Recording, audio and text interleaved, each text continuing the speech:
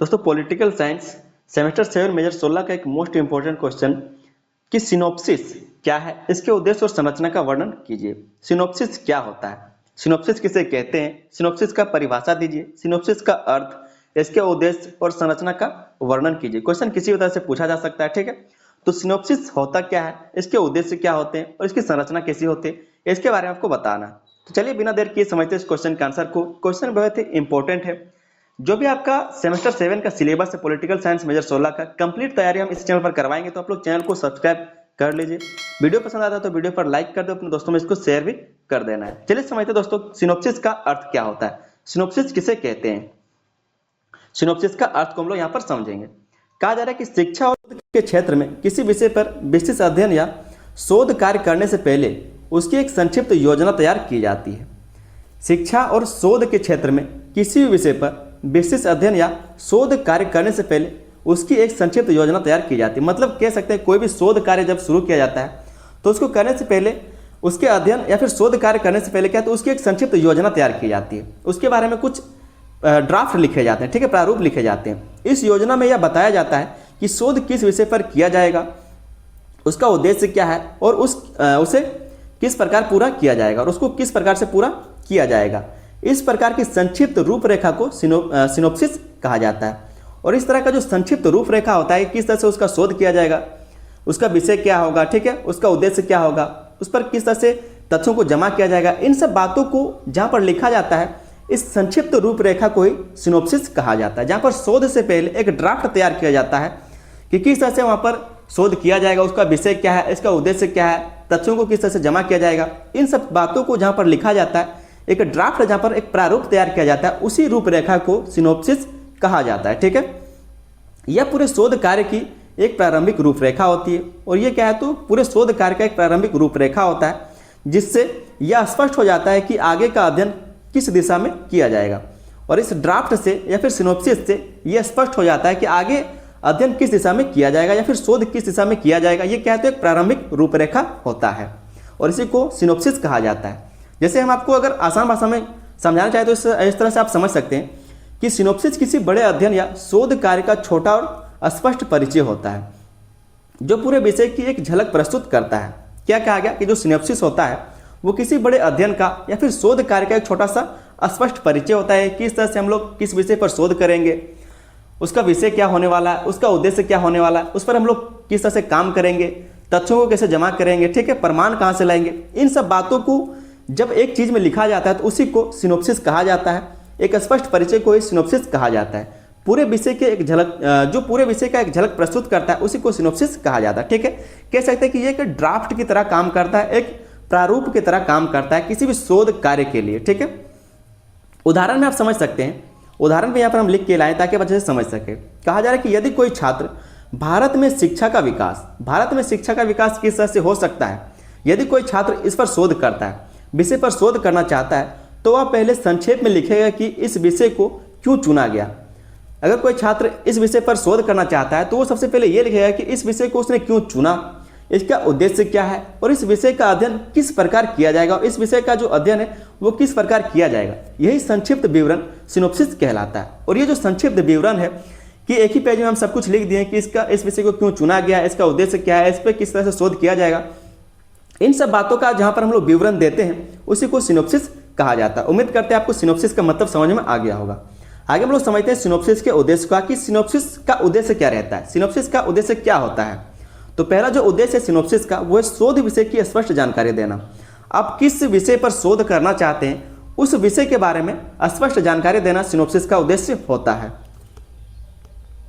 इसमें लिखा है कि सिनॉप्सिस का मुख्य उद्देश्य यह बताना होता है कि शोध किस विषय पर किया जा रहा है। सिनॉप्सिस का जो मुख्य उद्देश्य होता है वो यह बताना होता है कि शोध किस विषय पर किया जा रहा है। इसके माध्यम से शोध का मुख्य विचार और विषय की सीमा स्पष्ट हो जाती है और इसके आधार पर, इसके माध्यम से, ये जो सिनॉप्सिस है इसके माध्यम से शोध का मुख्य विचार क्या है, विषय की सीमा स्पष्ट हो जाती है। इससे मार्गदर्शक और पाठक दोनों को समझ में आता है कि शोध का केंद्र बिंदु क्या है।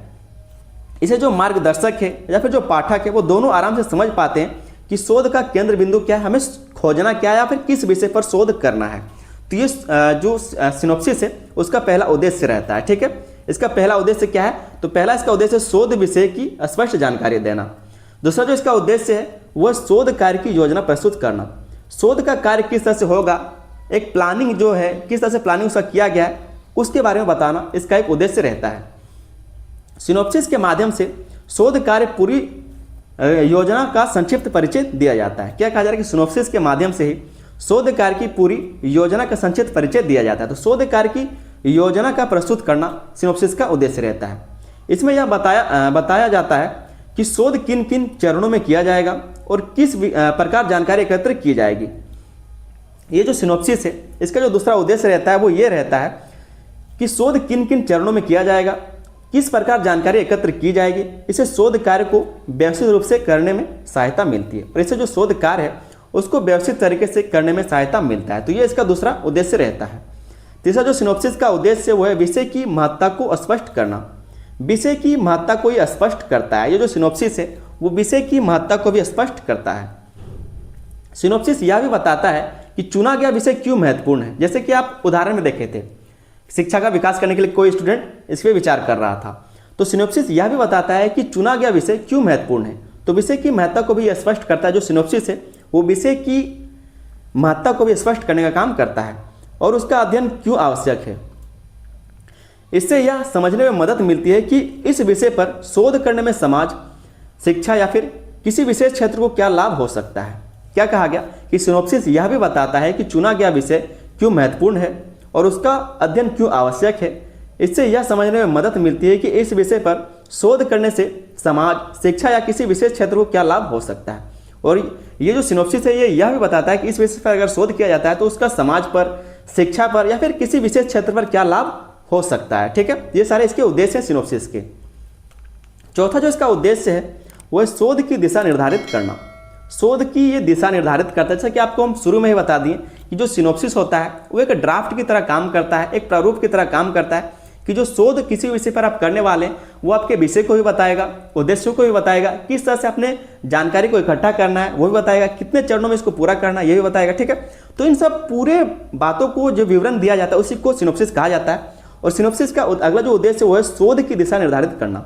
शोध किस दिशा में जाएगा, किस तरीके से किस दिशा में उसका शोध किया जाएगा, इसके बारे में जो बताता है सिनॉप्सिस ही बताता है।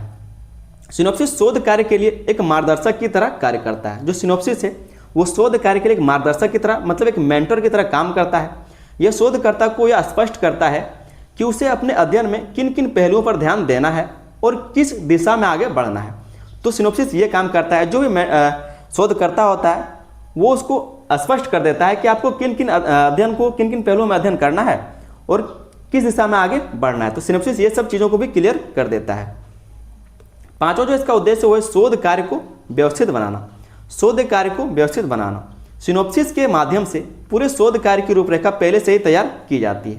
पहले से इसकी रूपरेखा को तैयार कर लिया जाता है। इससे शोध कार्य अधिक संगठित और व्यवस्थित बनता है। जो शोध कार्य है वो अधिक व्यवस्थित और संगठित बनता है तथा शोधकर्ता को अपने कार्य को सही ढंग से पूरा करने में सहायता मिलती है। जैसे अगर आपको पहले से पता हो, आपके एग्जाम के बारे में आपको पहले से पता हो कि 20 तारीख से आप लोग का एग्जाम होने वाला है, ठीक है, और आपके पास सिलेबस दे दिया गया है, तो आप क्या करेंगे, पहले से तैयारी शुरू कर देंगे। तो इसी को आप कह सकते हैं जो आपका सिनॉप्सिस है वो इसी तरह से काम करता है। आपके पास सिलेबस होता है, किस तरह से आपको पढ़ना है, क्या क्या आपको पढ़ना है, इन सब बातों को यहाँ पर लिखा जाता है, इन सब बातों का यहाँ पर विवरण होता है जिसको सिनॉप्सिस कहा जाता है। और आपका सिलेबस इस तरह से काम करता है, सिनॉप्सिस भी उसी तरह से शोध में काम करता है। ठीक है, आगे हम लोग देखेंगे सिनॉप्सिस की संरचना, कि सिनॉप्सिस की संरचना कैसी होती है, उसका बनावट कैसा होता है, ठीक है, स्ट्रक्चर कैसा होता है। तो पहले शीर्षक दिया जाता है। सिनॉप्सिस में सबसे पहला होता है शीर्षक, टाइटल। सिनॉप्सिस का पहला भाग शोध का शीर्षक होता है। जो सिनॉप्सिस होता है उसका पहला भाग शोध का शीर्षक होता है, किस विषय पर वो शोध करने वाला है, उसका शीर्षक क्या रहेगा। शीर्षक स्पष्ट, संक्षिप्त और विषय के अनुरूप होना चाहिए। इससे पाठक को तुरंत समझ में आ जाता है कि शोध किस विषय से संबंधित है। इसे जो पढ़ने वाला है, जो शोध करता है, उसको तुरंत समझ में आ जाता है कि शोध जो किस विषय पर होने वाला है। अगला इसका बनावट या फिर संरचना है वो भूमिका या फिर परिचय।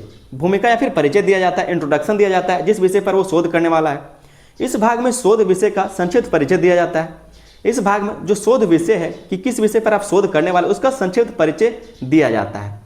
इस विषय की पृष्ठभूमि, बैकग्राउंड, ठीक है, उसकी आवश्यकता, उसमें क्या क्या आवश्यकताएं होती है उसके बारे में, उसके महत्व को बताया जाता है, उसके महत्वों को बताया जाता है। भूमिका का उद्देश्य पाठक को विषय के बारे में प्रारंभिक जानकारी देना होता है।